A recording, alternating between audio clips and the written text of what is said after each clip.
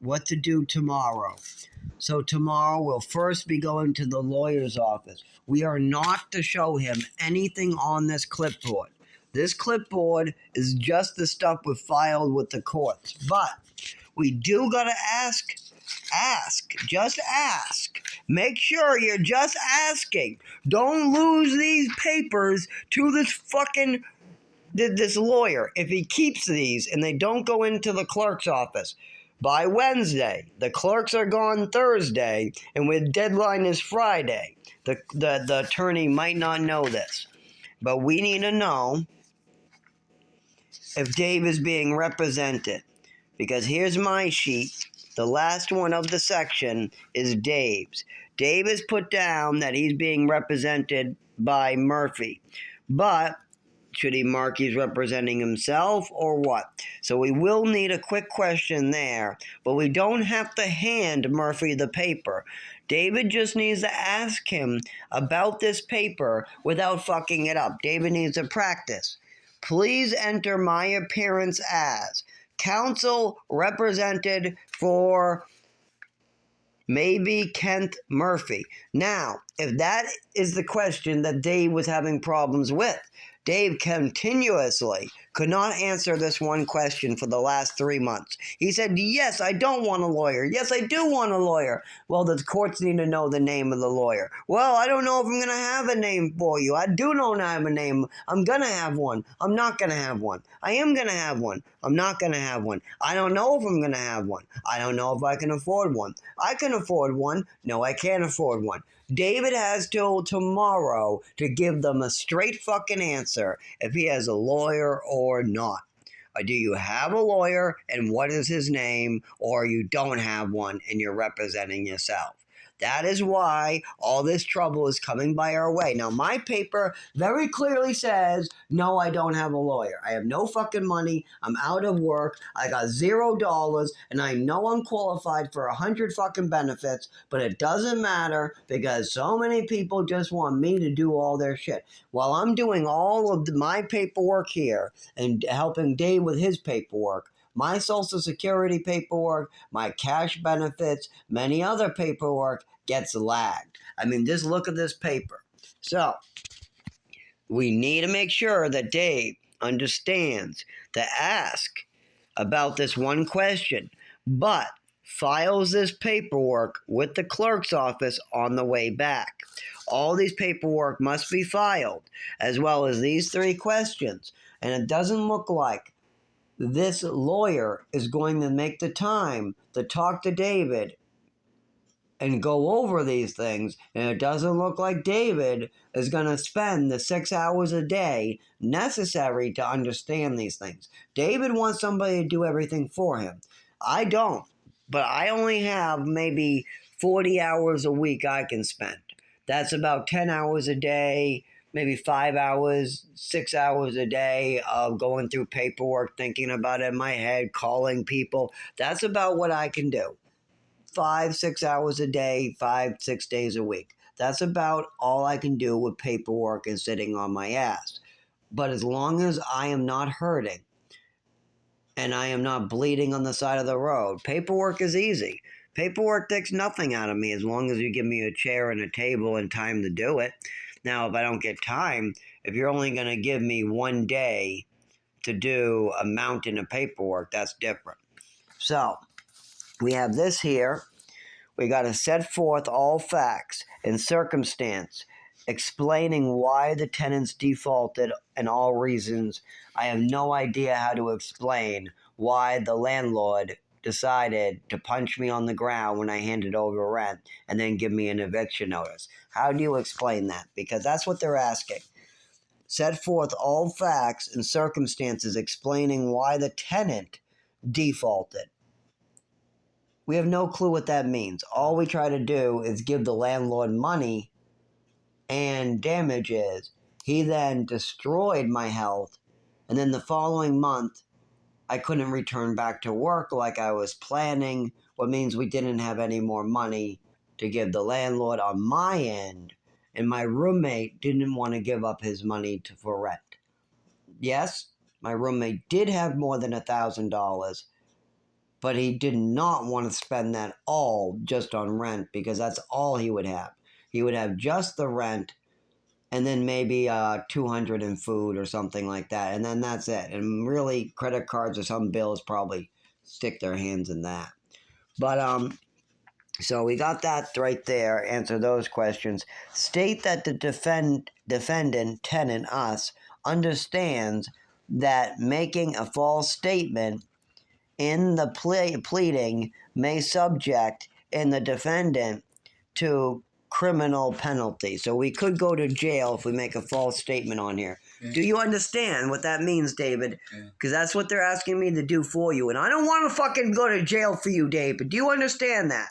Because all I'm doing is writing down what you're telling me to say. So if you make a false statement and I get in trouble, I'm going to be very mad. Because as far as I'm concerned, you have told me everything is true on here. And what I've written is very simple stuff, like, we are disabled. Are you disabled, David? Yes. I am disabled. We've had proof of this. My father's collected disability in my name. So obviously I'm disabled. And do not know how to, for what we have to say on paper. We would like to give the truth and what happened, why the landlord refused to take our rent and then filed against us. But having difficulty writing this, we are not getting the help we could. Stuff like that. And then at the end, I just put down, I don't know how to file this. I don't know how to file it. I'm doing my best here, and that's what they asked. I said, just do your best, explain what's wrong. Well, what's wrong is I can't even form a basic sentence without even, and look how shaky this is. Can you even read that? Look at my writing. Then look at the clerk's writing. Then look at my handwriting. And this is with me writing slow. This is with the hour of me writing over in the corner. This is with me, that one statement took me 15 minutes of sketching, and this is slow down and make it that small. So I will do my best on this case. But most likely, they are going to railroad me to death. And I'm doing this for the both of us. I've been doing this, and I've told them I do not expect to be the lawyer for an 84-year-old. He has all the legal services he needs. I should not have elderly people coming up to me asking me to be his legal services. I'm getting my own legal services and asking for help. If I'm asking for help at the clerk's office every goddamn day, then why the fuck should an old man be asking me to file his paperwork for him? Why should this person be leaving the clerk's office telling me he doesn't know what the fuck is going on? That he's just going to go to bed. He's just going to go to bed. The next day he's just going to go to bed. And he has no clue what's going on. He has no clue. Well, there's time for a home, I guess. I don't know. All I do know is that tomorrow we are going to the lawyer's office that is on the inside of the blue folder. It's in Portsmouth early in the morning. At that point, we will transfer to Social Security. My Social Security paperwork is in the Social Security envelope, and the stuff that was mailed in the front of the paperwork needs to be filled out with help at the Social Security office. There's no reason to call them. We have already called them twice and got all the information we need, and we got to fill it out. I know I don't really have answers for these people. They're asking me questions that I want the answers to. I want the fucking answers to these questions sometimes. And I'm asking Social Security or doctors to give me the answers, and then they give me a bunch of double talk. So I'll continue doing the best I can with that pile of paperwork. But this is only 2 piles. I got 8 more different piles over there. I got a cash benefits pile. I have a pile of paperwork from my job that I'm now out of. I got a pile of paperwork from urology. I got a pile of paperwork from GI specialist, what is called Atlantic Digestive. I got a whole bunch of paperwork in general just from trying to work with this elderly old man because he just dumps it on me like it's just like trash. So I just come across it and put it together. I got so much paperwork for housing, for share fund, for electrical assistance. I got drowned in paperwork. And if you ask my roommate, hey, get this paperwork together and file it with your worker. He won't have any clue where the paperwork is, how to file it, what it's called, who his worker is called, what the phone number is, where to go, what the deadline is, none of that. None of that can be done on its own. And that's a problem because then I can't go to Social Security and be like, here you go, David, drop this off with your attorney and you're all set. Go over this paper and this paper with him exactly like she said and you'll be all set. I can't do that. If I do that, he'll come back to me later and we'll be in lots of trouble. So I have to be there with David to meet this guy. And what he's asking for is to make copies for us, and then he's going to want copies of certain things he asked for. Now, the list of stuff he asked for is in the recording device. Now, the recording device I've played for David about 3 times, and I've listened to it 3 times. Now, I believe I got everything, but I'm not sure. And now I have to go back to the recording to double check. Now, here's the problem. When I go with David, I'm not sure if I'll have the recording on me because it's late and I'm tired. I just spent about 8 hours running around doing David's stuff and I missed my stuff. I was supposed to spend from 5 p.m. all the way on doing my stuff. And guess what? I never took my seizure pills. It's now 8 o'clock. It's actually 9 o'clock at night. I still haven't taken my 5 to 6 o'clock meds. I'm going to be taking them right now. I haven't got to take my meds. I've been on Dave's stuff all day long. We didn't get home to take my meds, so I didn't get to take my meds. We had a file. I was planning on being done with this shit in no time. I got supper ready. I was supposed to go get my meds, but I ended up filing paperwork. People are asking me questions. I got to get it all together. And now I got to make this video so to know where we left off yesterday. So where did we leave off? We have to get up early. I got to bring David to the lawyer's office. David needs to go over this paperwork with him. Oh, David needs to get the name of Bob's lawyer by tomorrow. Here's the name of Bob's lawyer. He doesn't have one because there isn't one. There's your answer. Boom. There's the answer that the clerk's office and the judges and everybody needed to know. He doesn't have one.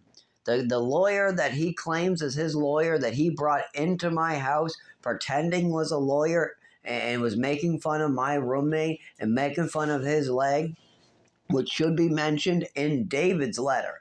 David should ask for an additional letter so he can write about the leg. He wants to write about the leg and being made fun of during the proceedings of this process. That he feels like that he was made fun of in his own house. And he wants to know what lady made fun of him in the house. Who is this lady? Is she just a witness? Why is this person a witness? That's a very good idea to use as well. But anyways, tomorrow we got that. Then I need to do my fucking Social Security. No more me going over to David. David's going to have to handle all this on his own.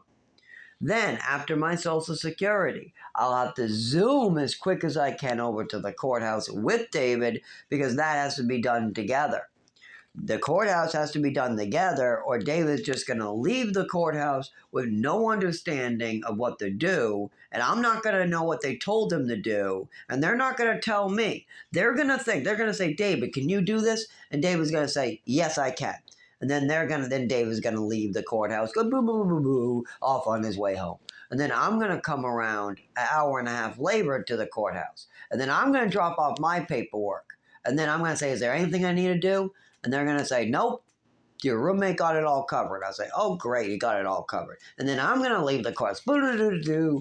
And then a week's going to go by, and I'm going to go back to the courthouse and go, is there anything I need to do? And they'll go, holy shit, yeah. Well, we told David to fill out this paper last week, and he never got it done, and we didn't know that he wasn't going to do it, and now we need you to file it because you're the other person in the home, but we only have the deadline today or tomorrow. We have no idea. We told David about it, but he never brought it back to us, blah, blah, blah, blah. And then the same thing. So then I'm running around again doing it or something else. So we both have to go together or something like that will happen. That way I can inform David with what he's already forgotten. Like today, the clerk gave us some really good hints. Like, for instance, she said, if we don't take care of this 3 issues that are starred, what is set forth all facts and circumstances explaining why the tenants defaulted and all reasons why the court should strike the default, whatever that means. If default means we didn't pay him, we tried to pay him, and he refused to take the money, and then threw somebody on the ground, making his injuries worse, so he's still out of work longer, and we had the money for him, and I would have had the following month with him too if he wasn't going around putting people out of work. Yeah. David did refuse to pay the rent, and that David has to write a letter. David has not written down why he's doing this to anybody yet. David has not explained anything to anybody. So David does need to explain himself right away to the courts. Why the fuck aren't you paying the rent? And so he has to answer that question. Why did you default on the rent, and what legal standing? What paperwork do you have giving you standing to withhold the rent? Specifying set forth demands defense to the landlord-tenant writ. State that the defendant tenant understands that making a false statement in the pleading may subject the defendant to a criminal penalty like jail or a fine of over $10,000. So, we don't want any of that going on. But that is what has to be done by tomorrow, or Dave and me automatically lose our case. Now, I'll file very simply, and my case is very easy. I got a great case. I got it on camera. My case is fantastic. I got a court case in October for the assault. My case is flowing with evidence. But David over there, he did have the money, and he did refuse to pay. That did happen. That is illegal. But the thing is that he has to pay the full $1,000. So he had a choice. He could either pay the full $1,000, that's his rent, $1,000 a month every month, and then my welfare check was just around the corner. We're going to pay him $500 the first month, $600 the second month, and he would have been golden. But he decided, no, I want to pay $500, and that's it. And they made that clear. That's not an option. And so David decided he was going to make up his own rules to the game. So now we're in trouble. So I don't know how to explain that. But what I can tell you is we tried to pay for that month with the note and the money. I had $350. Dave had $650. We were all set. Okay. Dave had an extra $100 to kick in for that month. And then the following month, I was supposed to be back to work and have my money. There's no big deal. But the landlord refused to take our money, threw me onto the ground and assaulted me, making me way more injured on camera. But that doesn't excuse David for not having any further rent after I had zero. The following month, when I was out of work with zero, David very well could have just kept on paying the rent. We could have taken the $1,000 we had. David could have taken the $1,000 for the next month's rent and the $1,000 for the next month's rent with any welfare that came in, and kept on paying the rent. And if we can pay the rent, if we could pay the rent, and if Dave did have the money to pay the rent, then why can't we pay the back rent now? Did David hold it like he was supposed to? Because the idea was David was supposed to hold on to his rent every month. I have no idea if David did that or not. That's up to David and the judge and the landlord. But if David doesn't have the back rent when we go to show this, then he has fucked this up so bad that we are evicted. There's nothing I can do about that. Hiring a lawyer, there's nothing a lawyer can do about it. David just fucked up. He did his own thing. He broke the rules. He decided not to pay his rent while his roommate was on medical leave with $0. It's that simple. His roommate came back from the hospital, not able to go back to work, and David decided he was going to pay half rent until his roommate got back to work. And the landlord didn't like that deal. He said, you guys give me $1,000 now, and I'm not waiting for your roommate to go back to work. And David goes, fuck no, I'm paying you half. And that didn't work out so well. So there is no good excuse for me. I can tell I should write my part of it because my part's legal. I'm out of work. I got zero, Bob. I got zero. I got nothing to give you. That's legal. You have $0 coming in, you gave him $0. But David's end, I just can't write that on a letter. So this is for me and me only. And I got to make that clear so they don't call me some, oh my God, Zach's lying. They had money. No, I don't get to touch Dave's money. If Dave wants to go on a fucking spending spree, I don't get to touch it. I don't get to touch it. I don't get to touch it. So tomorrow, this is the plan. First, Social Security. First, lawyer, Portsmouth. Dave has to go. David, that's for David, not Zach. That's for just David. Zach will bring him if he wants. If David wants company and he wants the paperwork filed correctly, I will go with him to make sure that happens. After his lawyer is satisfied and we're leaving the office, I got to get right to Social Security. David got a doctor someplace. David can go to his doctor and I can go to Social Security. We'll meet back up at home, I guess, to go down to the courthouse. So David goes to his doctor. If he can make it, I'll go to Social Security. David then needs to meet back up with Zach before he goes to the courthouse, or he's not going to remember what the fuck he was told to do anyways. Because some of this stuff is confusing. They just gave David and me 10 things to do, and David just shoved it all onto me. I tried to get him to do one paper, what was basically sign your name and answer one question. The one question is, are you going to represent yourself or do you have an attorney? And if you do have an attorney, what is his name? We both had to fill out that form. I did all the hard paragraphs. I did all the hard forms, all the forms for the both of us, all the additional information I filled out. But I gave David an easy one. Do you have a lawyer or do you not? And if you do, what is his name? He still couldn't fill it out after an hour of staring at it, so I came over and wrote maybe and wrote the lawyer's name. And then David has to go there tomorrow. Hopefully that helps out a little bit. But even after all that time, just a simple check the box and write the name was too difficult, which shows the level where we're at. Was not David's fault. He's 84 years old. He's allowed to be like this. There's nothing wrong with it. I'm allowed to be angry because I am not his son. I am not getting paid. I am not no nurse. I am not somebody, if I was getting paid and I'm a nurse stopping by an hour a day, fine. But this is 12 hours a day. I get woken up at 2 in the morning with this stuff. And I don't get paid for it. I lose my money for it. I get lost money. So, I think we got a good plan here. Court. No, not court. Sorry. Lawyers with David, Murphy, Portsmouth. Me, I go to Social Security. Dave goes try to get to his doctors.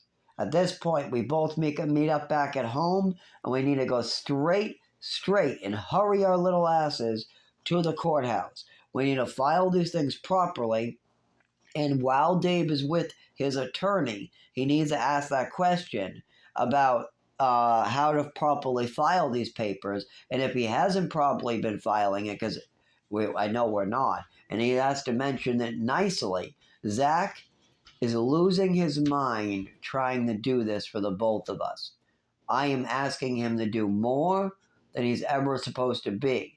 Zach is spending over 40 hours a week going places, asking questions, going to computers, going to libraries, going online, asking more questions, going on hold for the phone for 2 hours. Sometimes Zach will be on hold with the phone for an hour just to ask a simple question from legal aid. Oh yeah, that legal aid can keep you on the phone forever, Mr. Murphy, is what I want to make sure is known.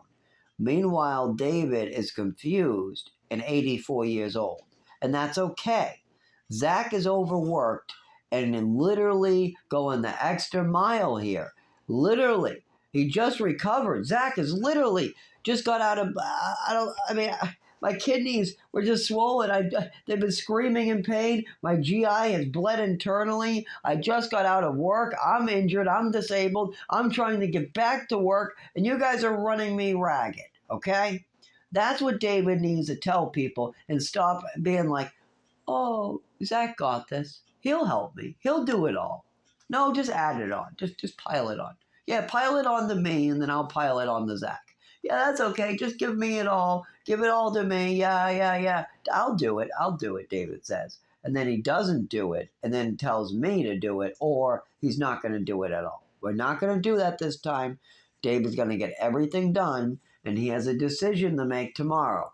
You either keep this lawyer and you do everything he asks, and you don't have Zach do it. Zach worries about the courts. Zach worries about Social Security. Zach worries about geology. Zach worries about GI specialists. Zach worries about urology, cardiology, whatever ology he has to see. Because right now it's cardiology, GI specialist, urology, and neurology. That's the bunch. And then I also have to deal with Social Security cash benefits, New Hampshire Health and Families, and a couple others, as well as I got to see a special Social Security psychiatrist, as well as I got to talk to David's lawyer in between. I also got to be Dave's secretary and my own secretary and file our appointments. I got to write in all appointments into the book for me and David. I got to schedule any lost appointments that David hasn't done, and mine go in right away.